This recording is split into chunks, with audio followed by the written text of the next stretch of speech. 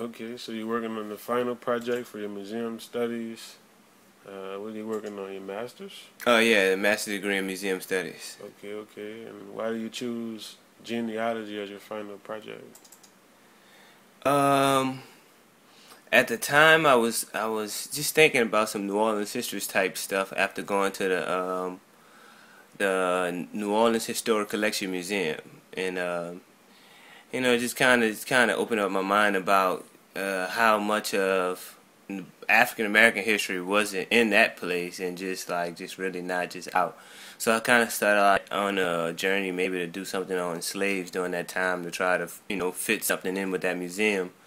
But in that process, I started thinking about, well, hey, where do I fit in this situation? Like, because the picture I began to see about New Orleans history and African American history um, wasn't like any other history that I kind of thought that I knew of. It was so different in I don't know the word to say. Let's see, do I have a pen in there yet? It was very complex because there were African slaves, there were free people of color, and there were white people who owned slaves, and there were white people who were servants, and there were Indians who were even in this city, and all those people lived together and worked together. So I wanted to figure out, where my family fit in that situation. That kind of sent me on a mission, and um, yeah, and I decided then that, like, instead of just looking at slaves, let me kind of look at something that has more connection with myself. What is the importance of that? Like, Of just like knowing the genealogy. I guess why for me personally is that I'm trying to, I guess, further understand who I am and where do I fit in the bigger picture of the world. Um, I don't know. I wanted to learn more about me, and I feel like those ancestors, and those experiences and those that DNA that they carry is the same blood and DNA that I carry. So I wanted to maybe learn about them and what they did, and what they excelled at and what they failed at, and then maybe try to learn from some of their lessons, and not just be so hard headed and just try to just learn everything the hard way, but trying to learn from something from the past. Cool, that's real interesting. Mm. Tell me about the initial process that you went through, and where you ended up. I would say this maybe was in February. I went to a genealogy class with the library, and they gave me a packet. It was like Genealogy 101. I missed, like, it was a 3 hour thing. I was some shit. I ain't had no ride to the library. It was raining. I was so pissed. And then I was like, shit, I'm still gonna just go anyway. And it really was 30 minutes left in the class. And when I got in there, they were just so happy to see me. They was like, oh, wait, here, we had this, we had this. They were giving me everything. So I was like, I felt love. And from that, I had, a few conversations with some people, like some deep conversations that really, like, just it really made me want to just really go look and go see. So I guess I started, reading that little packet. And I guess the first place was Ancestry. Through the library, they have a free service where you can get online and search your ancestry through some of the census records that they have online, some of the Social Security records, and debt records. Oh man, I found so much on there. Okay. I guess yeah, I guess you could start with a lead with a name, and you really could just start connecting the dots. By looking at some of the census records, you could see who the wife is, who the kids were. And then they do a census every 10 years. So every 10 years, everybody should be on document on paper somewhere. So you can at least like kind of start seeing some of the connections on family and how they grow and how they separate and move like that. So anything interesting that you found so far? No, great grandfather, 3 greats, yeah. So my great grandfather, Joseph Tholmer, and I don't know. Some people say 4th and 5th, and I'm not sure how that terminology goes. But so what time period was he around?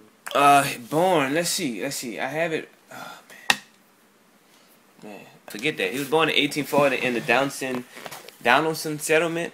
I plan on looking that up because I think that's Downsonville area, maybe. I have no idea what that means, a Downson settlement, but in 1840 in Louisiana. And the Washington Post did an article on him. And let's see when this was. This says July 7th, July 7, 1907. Guarded Jefferson Davis' grave, 9 months, never missed a night. And there's a picture of him in 1907. How does he look? He's fair skinned for sure. He has a mustache, a very thick mustache. Yeah, from the picture, he does look like he may be tall. And they do give a little brief description of him. Let's see what they said. Joseph Tholmer, old white-haired officer. And further down, they say he was Tholmer, who was over 6 feet tall, was the biggest and strongest man on the police force at some time. Okay. But the article just talks about it. To me, it kind of says about his dedication to his job, that serving on the police force for 40 years. If you think about that time frame, so let's do some math, Kareem, right quick.